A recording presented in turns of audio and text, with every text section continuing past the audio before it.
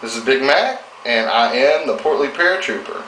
And today I'm going to talk a little about cultural appropriation. Now, cultural appropriation has been making the rounds within the media. It's kind of the new buzzword. You've got all kind of media outlets talking about this now. I think recently there was an issue with a Native American model who was speaking out. Before that, there was some African American students who on video confronted a white student for wearing either cornrows or dreadlocks or a fro or something like that. I don't really remember. And there's been a lot of that going around, and it's like I said, it's in the media now. And to me, it's just such a non-issue.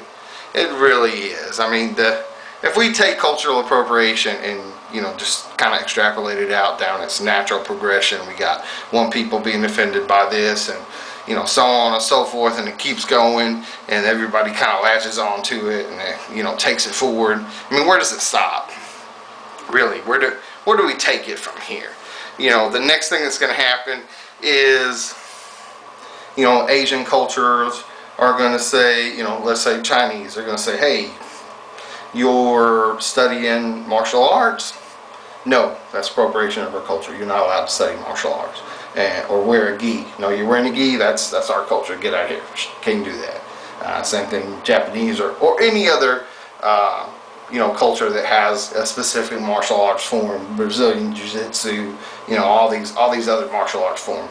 Well, if they say, hey, that's our culture, you can't do it. I mean, and actually that did happen, right, with Bruce Lee. Who remembers that? I mean, we've read about that, we've seen that, it's been in a movie. When Bruce Lee brought it over, he got a lot of flack for that he was teaching it to the white man, that he was teaching to anybody. But he was teaching because he wanted people to learn the beauty of it. He wanted to teach it, he wanted to share it with people.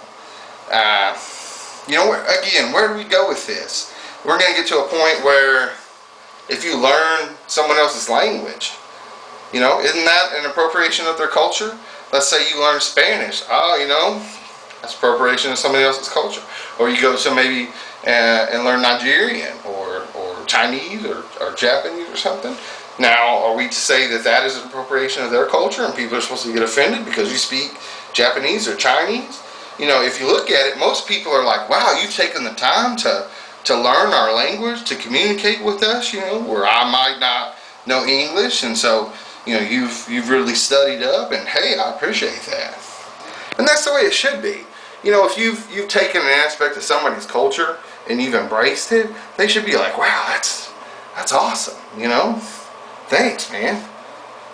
But no, people get offended by it. It's just another thing the media and all the powers that be are saying, oh, this is bad, we gotta whine about this, I've got sand in my snatch, there's sand in my snatch.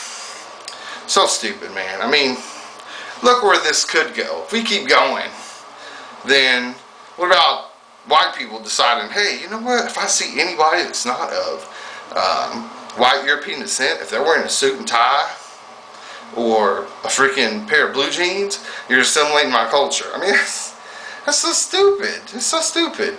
Why are we even talking about this? Why does this have to be an issue? Why is this on the news?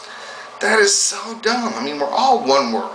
We really are. The world's getting smaller. Ever since globalization, the world's just been shrinking. And we all know we're all one people. There's very little that separates us. I mean, very little. And one of those things is culture. So wouldn't it be nice for everybody to take a little bit of that? And then we really could be one people. Well, this is Big Mac signing out. It's been a pleasure.